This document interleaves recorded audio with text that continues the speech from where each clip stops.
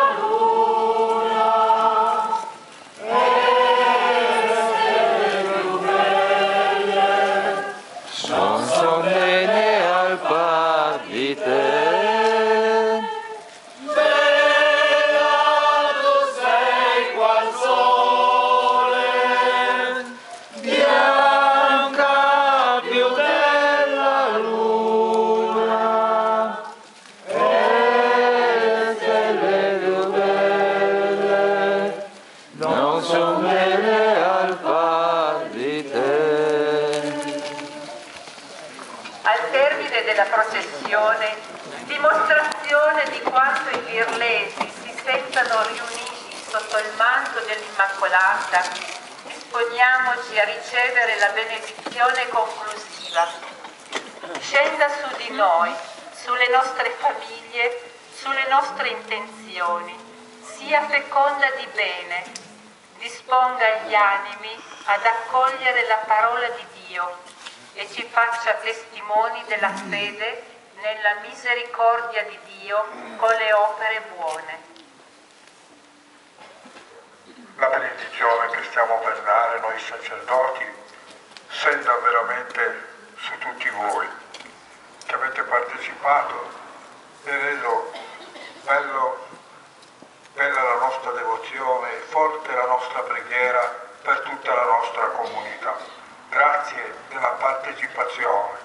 Cambiano i tempi, ma la fede di Virle è certamente sempre uguale e l'amore a Maria e di Maria per noi rimane nel cuore. Permettetemi un grazie particolare alla Protezione Civile che stasera ci ha garantito una sicurezza. Grazie veramente di cuore, insieme agli alpini che si onorano ogni anno, penso da tanto tempo, per guidare e portare il carro della Madonna. La Madonna Immacolata è la patrona degli alpini, bianca come la neve, come quelle cime che si scalano, cime non soltanto della montagna, ma della vita, dell'onestà nel servizio. Grazie. Vorrei tanto ringraziare a coloro che hanno reso possibile la bellezza e il decoro di questa festa, dai fiori, dagli addobbi della chiesa, dal servizio, anche il canto.